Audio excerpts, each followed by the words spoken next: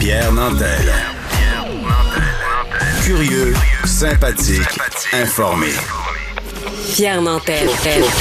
Bonjour, jeudi 25 juillet. Écoutez, en ouverture de l'émission, exceptionnellement, je dois référer à la dernière émission que j'ai entendue de mon collègue Rémi Villemur qui échangeait avec Alexandre Moranville-Ouellette, tous les gens de l'équipe de Cube, et sur cette situation où se faire soigner en anglais pour un patient pour un patient francophone, c'est devenu une histoire dont on parle beaucoup, et à juste titre. Moi-même, il y a quelques semaines, j'évoquais à quel point il y a un glissement qui se fait, que je trouvais bien cute, l'idée que du personnel infirmier, du côté du CIUS, pas du CIUS, mais du Centre d'intégré de services sociaux et de santé de l'Estrie, du côté de Sherbrooke, porte une fleur pour accueillir les gens qui parlaient juste anglais. Parce que oui, il y a des gens qui parlent juste anglais, puis effectivement, dans ce coin-là, c'est gentil. C'est pas la loi, c'est juste gentil. Mais c'est notre droit en tant que peuple de se faire servir dans notre langue, à nous, le français. Et j'ai toujours ressenti cette gentillesse en rétroaction du côté des hôpitaux anglophones du CUSUM, du centre hospitalier relié à l'Université McGill. Or, effectivement, j'ai moi-même ressenti un glissement lors de ma dernière prise de sang. J'ai senti que l'infirmière, il a fallu que j'y extirpe de la bouche des mots en français.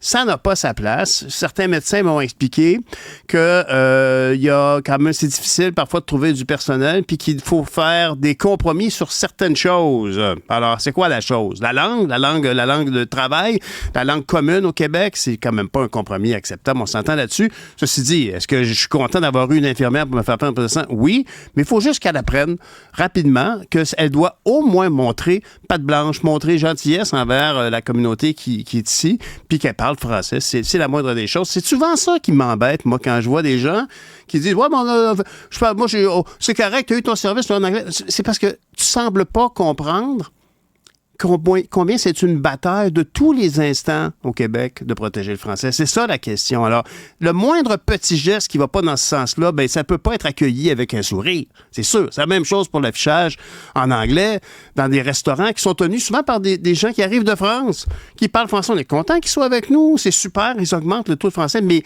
de mettre open dans votre petite boutique que vous venez d'ouvrir avec beaucoup de bon goût, des produits super le fun, mais écrit open. Non, ça passe pas du tout.